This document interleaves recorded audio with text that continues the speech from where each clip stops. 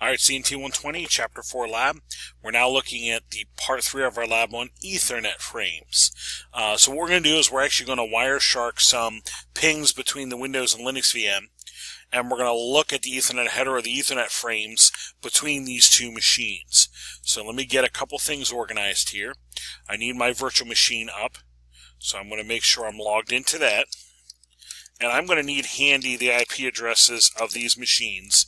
So I'm going to right off the bat, when I log into this one, I will do an ifconfig and have my, I need my IP address handy, and I'm also going to need my hardware address, my MAC address handy. So I'm going to do that for Linux, and I'm going to come over here and do the same thing for Windows. I'll do an ipconfig /all on this guy as well. Or I should say ipconfig all on this one. So I'm going to come over here on Ethernet 3, and I'm just going to make sure I leave that handy. The IP address down here, right there, and then I need my MAC address handy. So what I'm going to do is I'm going to issue a ping from my Linux machine to my Windows machine. And just to kind of make sure things are up and running, I might also do a quick test on this just to make sure. 172, 23, 165, 62. Make sure the pings are working. Awesome, good. So I know my communication's good. If it's not, I would need to double check my IP settings and all that jazz. What I'm going to do now, though, is I'm going to Wireshark that ping between the two. So I'm going to launch Wireshark here, and I'm going to select my NIC Ethernet 3. I could either double click that and get it started, or highlight 3 and hit the little shark fin up here. So I'll do that. I'll start my capture. From my Linux machine, I'm going to issue pings to my Windows machine. I'll do maybe like 3 or 4 here. I don't need a whole lot. I'll stop the pings. I'll come over here to Wireshark, and I'll stop my capture. So in here, I should see, if I scroll down through, I should see some ICMPs. There we are. And if I wanted to be sure, I could put a filter up here and say, I want to see ICMP. There they are. Okay. But what I want to really do, I'll clear my filter there.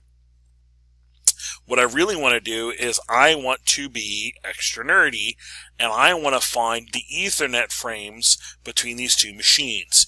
So what I'm going to do over here, I'm going to put a filter in that shows just the pings to this Windows machine.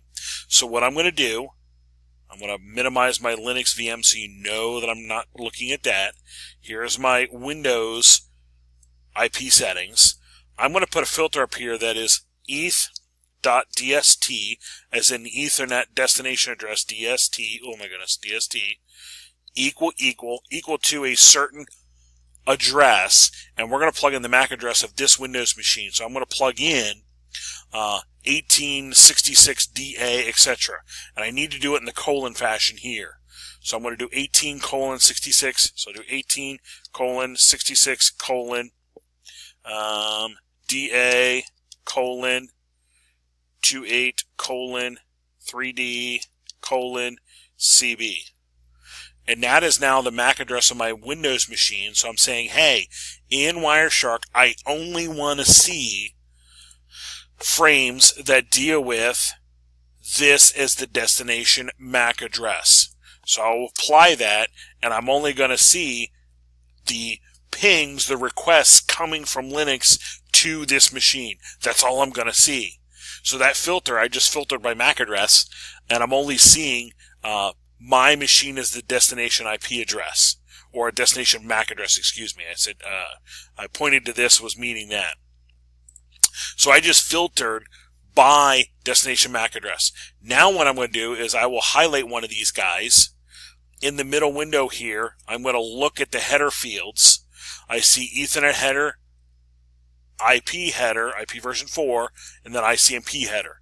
I'm going to look at the Ethernet header. I will open that up, and I will see the source. It came from VMware. It came from my Linux machine, and it's coming to my Dell machine. My 1866DA2834CB is coming to my MAC address. So there it is. There is my ping coming to my Windows machine, in this case looking at the Ethernet address or the MAC address. So there is my Ethernet header, destination address, source address, and the type field, if you remember reading in Chapter 4, type field, type says, okay, inside of this Ethernet frame is an IP version 4 packet. And sure enough, the next header is IP version 4. Okay, there's my Ethernet headers. Not many, but there they are.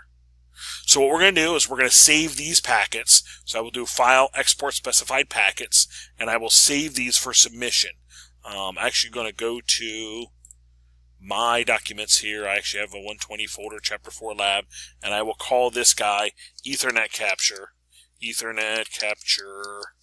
and I will save that. All packets displayed. There we are. So I'll save that for submission. That'll be a file that I submit to show that I looked at my Ethernet header fields. And there is looking at my Ethernet frames for this lab. Alrighty, we'll come back to the next one doing some network mapping.